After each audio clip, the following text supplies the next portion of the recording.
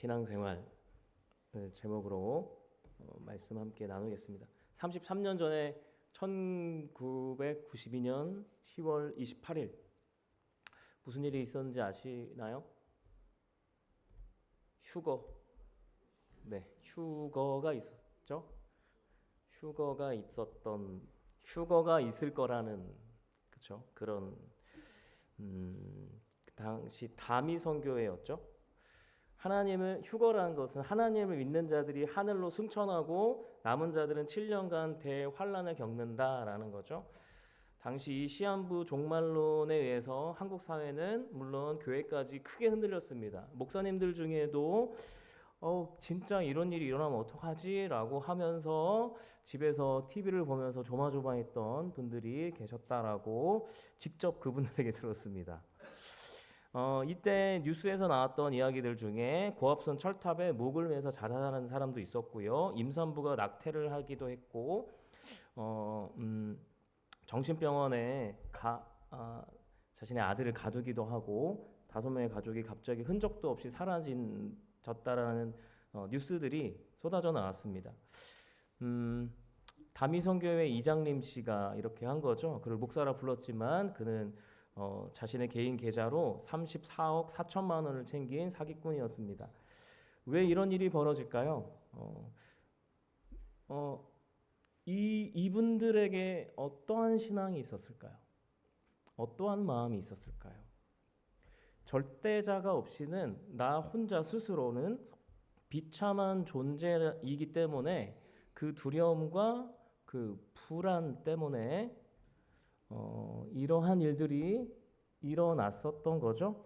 이단에 빠지는 이유는 내가 불확실하고 확실하지 않음에 대한 불안과 두려움 때문에 그 불확실함이 확고함으로 자리하기 위해서 이단은 이렇게 이야기하죠. 여기 들어오면 너는 천국, 그리고 어느 정도 수준에 되면 너는 승천할 수 있고 휴거 대상자다 이렇게 하는 거죠. 그 때문이 아닐까 생각이 듭니다. 그렇다면 제가 질문 하나 드리겠습니다. 기독교가 말하는 우리가 믿는 신앙에서 하나님을 믿는 자의 삶은 하늘을 바라보고 내가 언제 들림받나 이 삶의 끝에 저 하늘이 있기를 바라보며 살아가는 것일까요? 다시 말하면 기독교인의 삶은 천국만을 소망하는 삶일까요? 라는 거죠. 그래서 우리의 일상의 목표와 목적이 하늘나라에 가는 것일까? 라는 질문을 여러분 스스로에게 하셨으면 좋겠습니다. 왜냐하면 만약에 우리의 일상의 목표와 목적이 하늘나라에 간다라는 것이면 우리가 이 땅에서 살 필요가 사실은 없지요. 그래서 우리가 이 땅에 살고 있는 가치가 사실은 땅에 떨어지는 것입니다. 그래서 하늘만 바라보며 그러면 하나님을 믿고 나서 바로 하늘나라 가면 편한 삶일 텐데 왜 하나님은 이 땅에 우리를 살게 하셨을까를 우리는 고민해야 합니다. 오늘 본문은 엘리야의 승천 이야기입니다. 엘리야는 어떤 인물이었죠? 선지자로서 자신의 사명을 다한 후에 하늘로 승천했습니다. 여기서 주목해야 할 점은 이 땅에서의 사명을 그가 다 했다는 거예요. 그래서 하나님이 승천의 자리로 그를 부르셨습니다. 그가 승천하고 이야기는 끝난 것이 아니라 엘리야의 제자인 엘리사에게 엘리야의 사명이 이어지죠. 그래서 엘리사는 그 사명의 길을 걷습니다. 우리는 이 승천 사건을 중심으로 사명을 다하고 하나님 나라로 가는 자의 사명과 그 뒤를 이어가야 할 남은 자의 사명, 그 이야기를 통해서 우리가 이 땅에서 살아가는 삶, 신앙 생활은 도대체 무엇인가에 대해서 한번 살펴보려 합니다. 12절에 보시면 엘리사가 엘리야에 대해서 이렇게 이야기합니다. 같이 한번 읽어보겠습니다. 시작. 엘리사가 보고 소리 지르되 내 아버지여 내 아버지여 이스라엘의 병거와 그 마병이여 하더니 다시 보이지 아니하는지라. 이에 엘리사가 자기의 옷을 잡아 불로 찢고. 아멘. 엘리사가 엘리야에 대해서 어떻게 이야기하냐면 이스라엘의 병거와 마병이라고 표현합니다. 이스라엘의 병거와 마병. 그가 이스라엘을 지키는 자라는 거예요. 병거로서, 마병으로서 이스라엘을 지켜왔다라는 거죠. 그의 사명, 그가 사명을 지켜감을 통해서 그는 그 사명을 통해 이스라엘을 지키는 자였다라는 것을 말하는 거예요. 이스라엘을 지켰습니다. 그의 사명이 무엇이길래 이스라엘을 지키는 것이었을까? 한번 생각해 봤으면 좋겠습니다. 엘리야의 삶은, 그리고 엘리사의 삶도 성경 인물 중에 어떤 분과 굉장히 유사합니다. 유사점이 있어요. 어떤 분일까요? 예로 시작합니다. 예수님입니다. 예수님. 오늘 사명은요, 예수님의 삶입니다. 예수 그리스도의 삶. 엘리야의 삶은 하나님이 엘리야를 직접 부르십니다. 예수님이 세례를 받으신 후에 하늘의 음성으로 공적 사역을 시작하듯이 이런 일이 일어나죠. 그리고 엘리야는 광야에서, 산에서 거처 없이 그렇게 떠돕니다. 예수님처럼 머리 둘 것 없이 따로 움직였죠. 그리고 엘리야는 이세벨을 피해서 도망 중에 광야에서 금식합니다. 예수님도 광야에서 금식하시죠. 엘리야의 기적은 불 내림, 비를 또 멈춘 상황에서 다시 비를 내리게 하고 과부의 기름과 밀가루가 떨어지지 않는 기적, 그리고 죽은 아이를 살려내는 기적을 일으킵니다.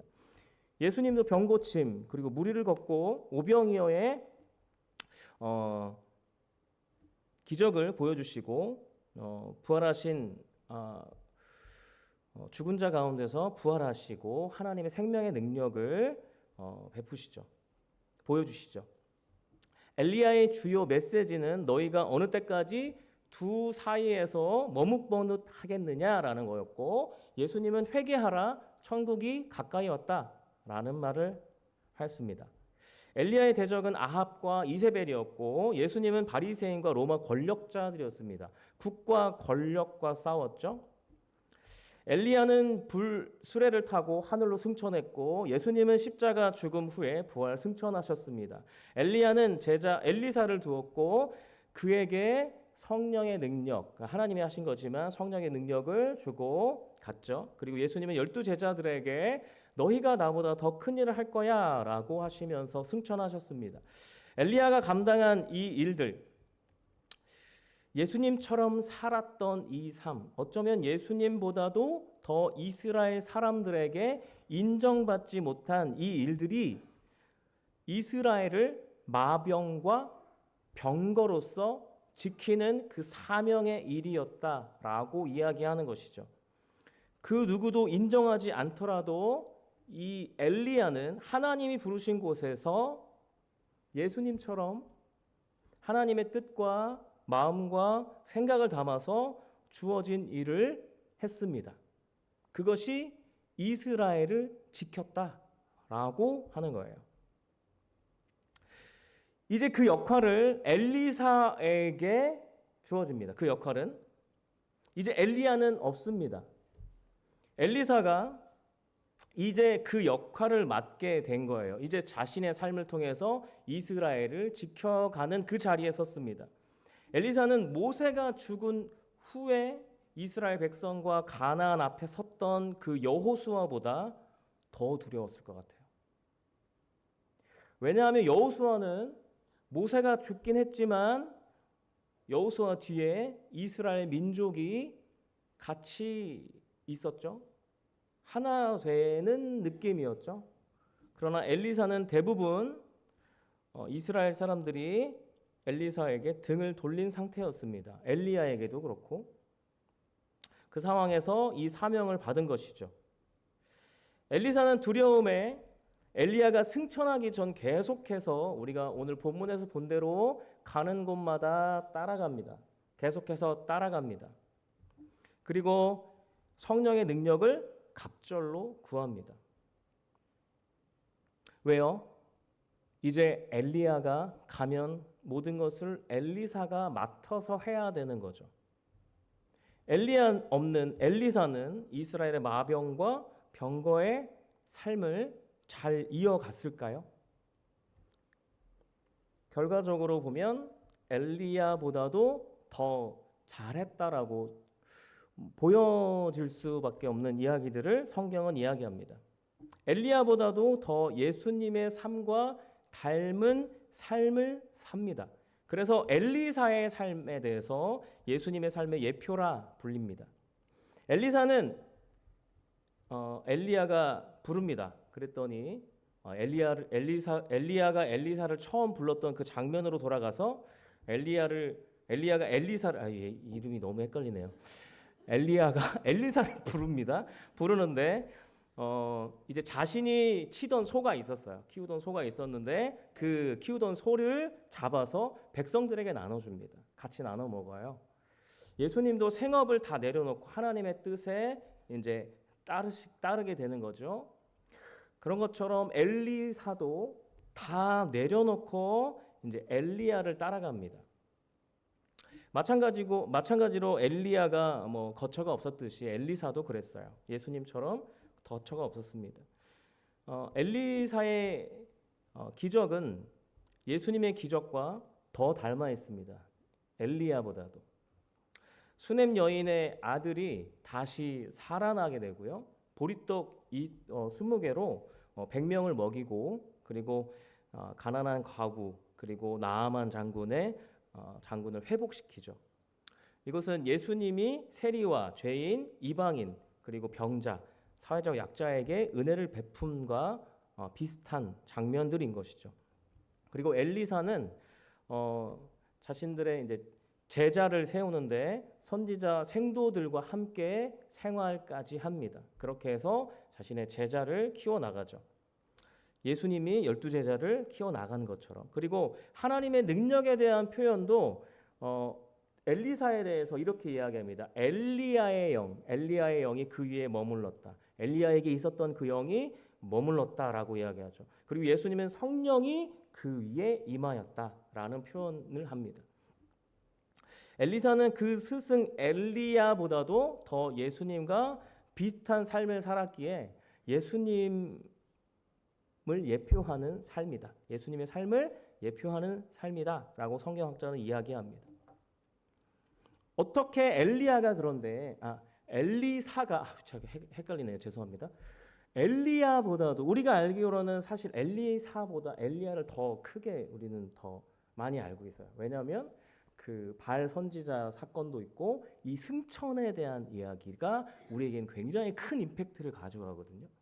그렇기 때문에 우리는 엘리사보다 엘리야가 조금 더 부각되어 있는데 사실은 엘리사의 삶이 예수님의 삶과 가깝다라고 이야기를 하는 것입니다.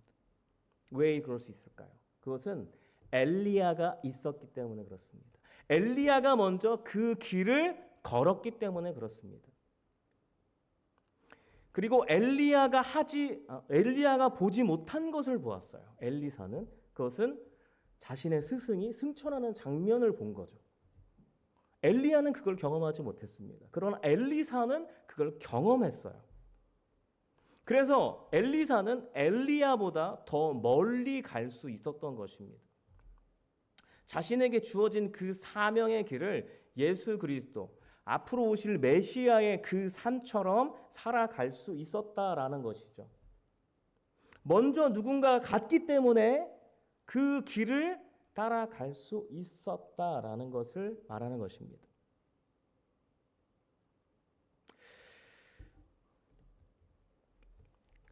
어른들이 먼저 길을 개척해야 합니다. 어른들이 먼저 사명의 길을 걸어가야 합니다. 그 길을 그 다음 세대가 따라가는 것이죠. 만약에 어른들이 먼저 그 길을 가지 않으려 하면 어떻게 될까요? 더 어렵게 되겠죠. 그러나 먼저 가면 따라옵니다.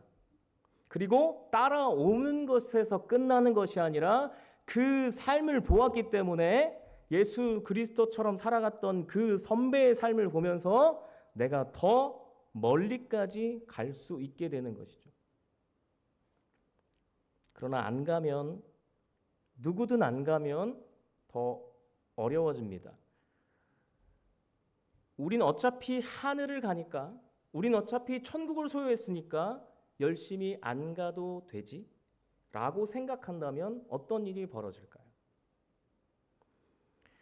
우리는 어차피 우리는 휴거 얘기는 안 하죠.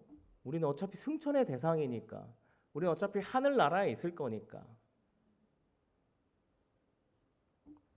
내가 가야 할 길, 예수를 닮아가는 길, 안 가도 되지 않을까라는 생각들. 이스라엘 백성들이 왜 무너진지 아십니까? 이스라엘 백성들은 선민의식이 있었습니다. 우린 하나님의 백성으로서 어쨌든 하나님 나라에 간다, 천국 간다라고 생각했어요. 그래서 그들은 하나님께서 주신 길, 하나님께서 가라고 하신 길, 하나님을 사랑하고 이웃을 사랑하는 그 길을 걷지 않았습니다. 그래서 어떤 나라가 되었을까요? 작은 아이들이 엘리사를 조롱합니다. 작은 아이들이 엘리사를 보고 조롱해요. 같이 한번 읽어볼까요? 23절, 24절, 2장 23절, 24절. 오늘 우리가 읽었던 본문의 밑에 장면들입니다. 같이 한번 읽겠습니다. 시작. 엘리사가 거기서 베델로 올라가더니 그가 길에서 올라갈 때에 작은 아이들이 성읍에서 나와 그를 조롱하여 이르되 대머리여 올라가라, 대머리여 올라가라 하는지라. 엘리사가 뒤로 돌이켜 그들을 보고 여호와의 이름으로 저주하매 곧 수풀에서 암곰 둘이 나와서 아이들 중에 42명이 찢었더라. 아멘. 엘리사가 대머리였었나 봐요. 대머리야. 제가 약을 먹는 거 아시죠? 대머리야, 대머리야, 너도 올라가지. 넌 왜 여기 있니? 라고 조롱하는 것은 엘리사만 조롱하는 것입니까? 아니요, 엘리야도 같이 조롱하는 거예요. 엘리야도 조롱하고 있습니다. 너도 올라가지 그러니? 네 스승 올라갔잖아. 그 조롱하는 아이들이요, 그냥 아이들도 아니고 작은 아이들이라고 표현합니다. 작은 아이들. 이게 작은 아이들의 표현이 무엇일까요? 아이들보다 더 작아요? 그럼 무엇일까요? 모든 사람들이 그러고 있다라는 거예요. 모든 사람들이. 아이의 문제는 어른의 문제입니다. 애들이 저렇게 조롱한다는 것은 그들이 있는 집이나 동네에서 이미 이런저런 이야기들이 난무했다는 거예요. 엘리야가 그렇게 사명을 다해서 하나님의 뜻을 보여줬습니다. 어떻게요? 예수 그리스도의 삶을 보여줬다라는 거예요. 그런데 조롱합니다. 누가요? 작은 아이들이. 그러니까 모든 이스라엘 백성들이, 선지자들 빼고 뭐 제사장들도 그 당시에 다 조롱하고 있는 거죠.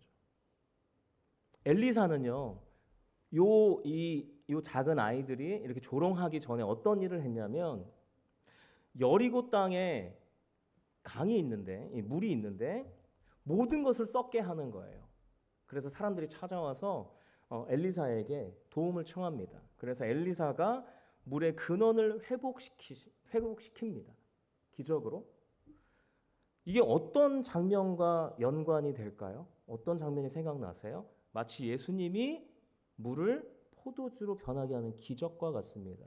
물과 포도주의 관계가 무엇입니까? 물은 죽은 상태입니다. 그런데 포도주는 뭘까요? 죽은 포도가 생명으로 나타나는 것이죠. 포도주는 그런 의미를 갖고 있습니다. 그래서 새생명 축제, 우리가 결혼식 뭐 이런 거 할 때 포도주가 떨어지면 안 되는 거예요. 생명이 떨어지면 안 된다라고 여기는 것이죠. 그것을 보여주는 그 사건을 했는데도 불구하고 여전히 조롱의 대상이었습니다. 이스라엘이라는 나라는 어떤 나라입니까? 모세를 통해서 600년, 700년 전에 지금 이 사건이 일어나기 전에 6, 700년 전에 이미 너희는 제사장 나라다. 그것은 하나님 나라다.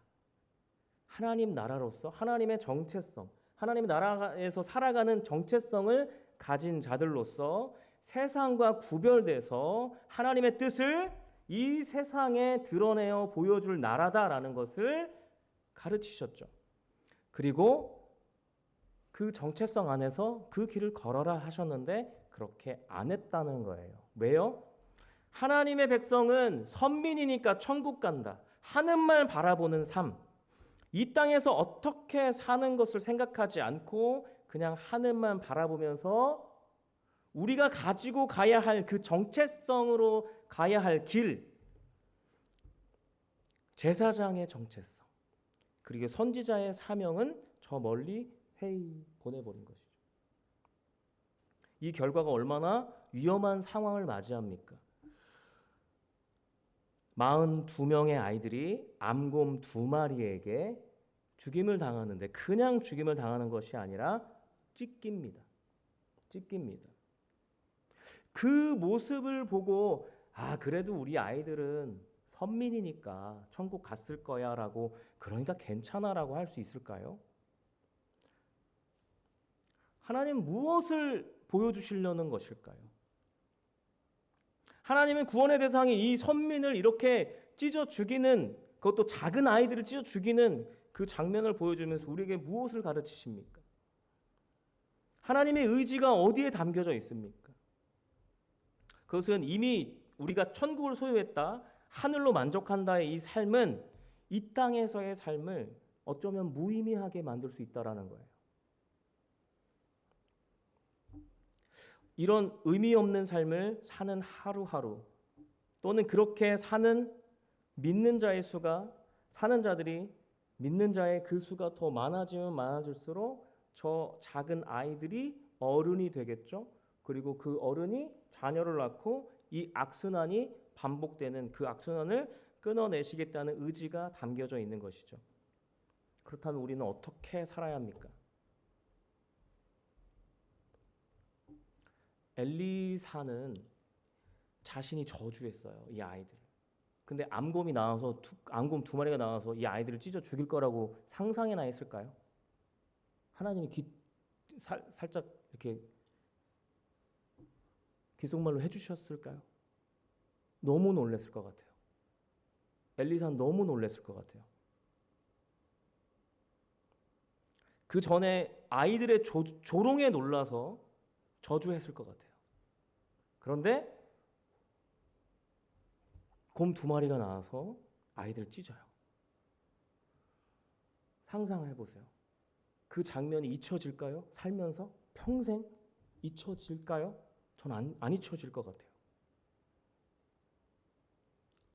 저는 지금도 저랑 같이 근무 나갔다가 스스로 생을 마감한 그 선임이 있습니다.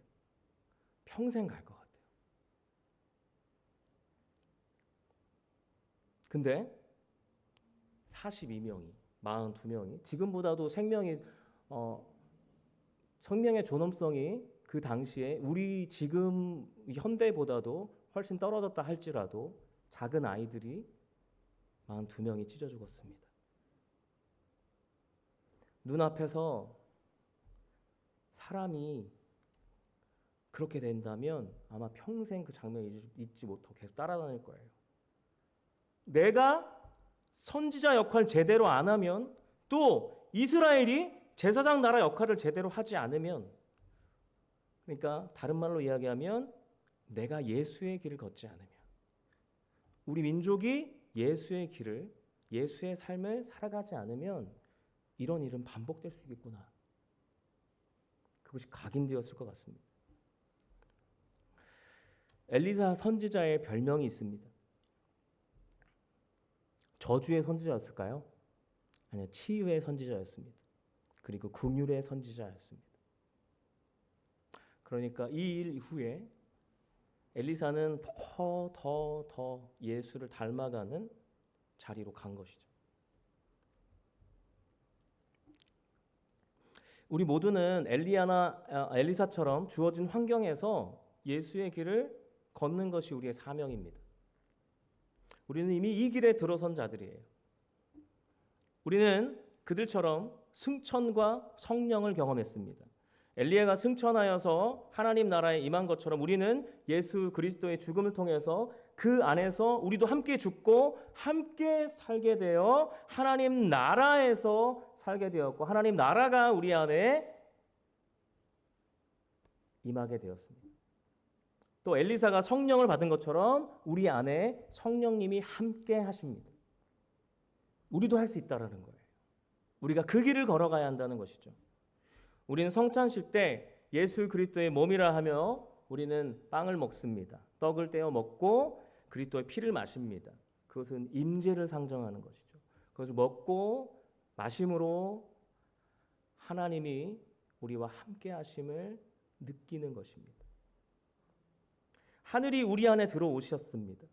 우리의 삶은 그렇게 예수 그리스도를 통하여서 승천의 삶이 되었습니다. 우리는 하늘의 임재를 경험하였습니다. 하나님의 임재가 우리 안에 있습니다. 그래서 우리는 하나님 나라를 이 땅에 보여주는 기적의 삶을 살아갈 수 있는 존재가 되었다는 거예요. 하나님의 나라, 하나님의 천국의 주인이 우리에게 달란트를 주셨습니다. 어떤 달란트일까요? 예수 그리스도가 천국의 주인이시죠. 예수 그리스도의 마음을 우리에게 넘치도록 부어주십니다. 어떤 자에게는 5, 어떤 자에게는 3, 어떤 자에게는 1. 어떤 자는 그것을 사고 팝니다. 여러분, 마음은, 사랑은 나누면 나눌수록 커집니다. 그러나 땅에 묻어두면 아무 일도 일어나지 않습니다. 성경에서는 이렇게 이야기하죠. 묻어두면 빼앗긴다. 빼앗깁니다. 달란트가 왜 마음이고 사랑일까요? 달란트 비유 뒤에 바로 어떤 이야기가 나올까요? 지극히 작은 자에게 한 자가 나에게 한 자다. 그 무슨 이야기일까요? 마음을 나눈 거고 사랑을 나눈 것입니다. 예수님은 이야기할 때 무슨 이야기를 하실까요? 온통 사랑 이야기를 하십니다. 우리의 사명에 대해서 예수 그리스도를 따라가는 그 삶은 사랑입니다. 사랑.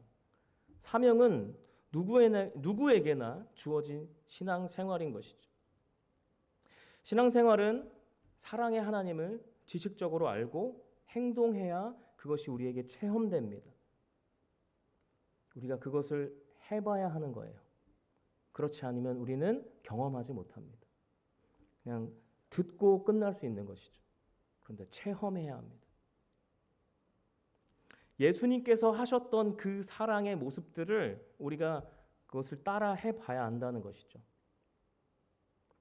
그때 어떻게 될까요? 그것이 사고 팔아지는 것이고 그래서 더 커질 수 있는 것입니다.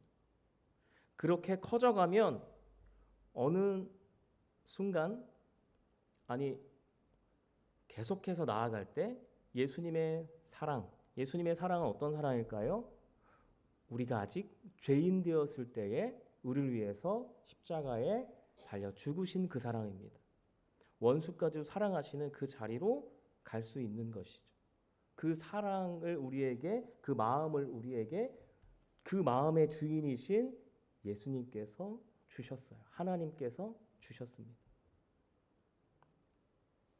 그런 의미에서 예수님은 가진 자는 더 가질 것이고 없는 자는 더 없을 것이다.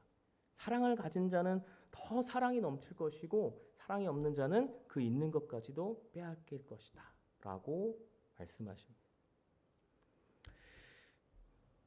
마태복음 7장 21절을 같이 한번 읽겠습니다. 같이 읽겠습니다. 시작.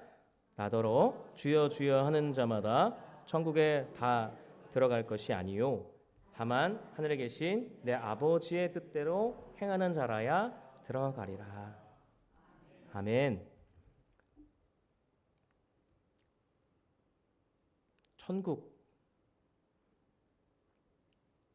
천국에 들어가는 자는 예수님께서 명확하게 말씀하시죠. 내 아버지의 뜻대로 행하는 자다. 내 아버지의 뜻대로 행하는 자다. 우리 아버지는 사랑이 많으십니다. 그래서 그 사랑을 나눠주시고 너희도 그 사랑을 나눠라 하십니다. 그래서 그 사랑으로 이 세상을 아름답게 만들어 보아라 하시는 것이죠.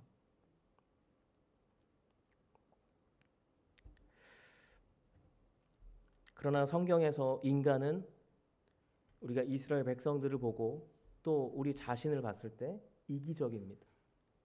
하나님을 믿는 자도 마찬가지입니다. 신앙에도 자신의 이기적임이 드러납니다. 나를 높이기 위한 신앙. 그러나 주님은 그런 상황일지라도 그런 우리를 사랑하십니다. 그분이 우리 안에 오셔서 주와 함께 그 이기적인 사랑, 그게 내가 될 수도 있고 또 다른 사람이 될 수 있는데 그 자기밖에 모르는 그 이기적인 세상을 사랑하자라고 하십니다. 그렇게 하나님의 나라가 이 땅에 우리를 통해서 임하는 장면인 것이죠. 그것이 기적입니다.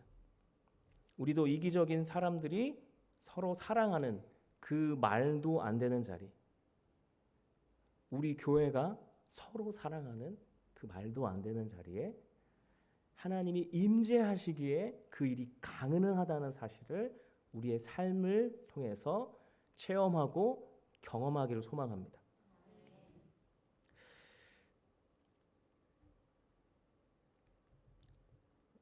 모든 종교는 인간이 신적 존재가 되어가는 과정을 이야기합니다.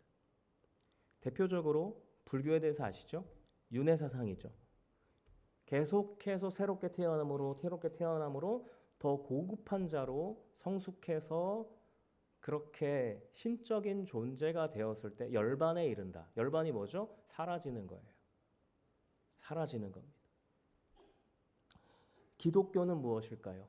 기독교는 하나님이 하나님의 사람들, 하나님의 자녀를 향한 궁극적인 목적이 있으십니다.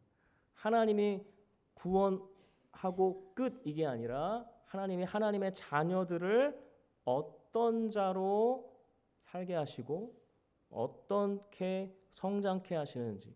여러분 자녀들을 키울 때 그냥 태어났으니까 살아 이렇게 하시는 부모 있으신가요? 없어요. 우리 하나님도 마찬가지십니다. 구원했으니까 네 마음대로 살아가 아니라 네가 나를 닮은 존재가 되었으면 좋겠어 라고 하시는 거죠. 그래서 주님과 동행하는 것, 예수와 함께 그 예수의 임재를 통해서 그 예수와 함께 사는 삶으로 그 과정을 겪으면서 하나님처럼 사랑의 존재가 되어가는 것이 신앙생활입니다. 그리고 최종적으로는 하나님이 함께 하시지 않더라도 이것은 신학적으로 문제가 될 수가 있지만 세상을 사랑하는 독립된 존재, 인격적으로 완전한 존재로 세워짐을 하나님께서 기대하시는 거예요. 그러니까 우리가 누군가를 사랑할 때 하나님 때문에 사랑하는 자가 아니라 우리가 하나님의 자녀로서 하나님의 사랑을 받아서 그 달란트가 우리 안에 있어서 이것을 키워내서 정말 사랑으로 충만한 자가 되어가는 것이죠. 그래서 하나님께서 세상을 사랑하사 독생자를 주셨다.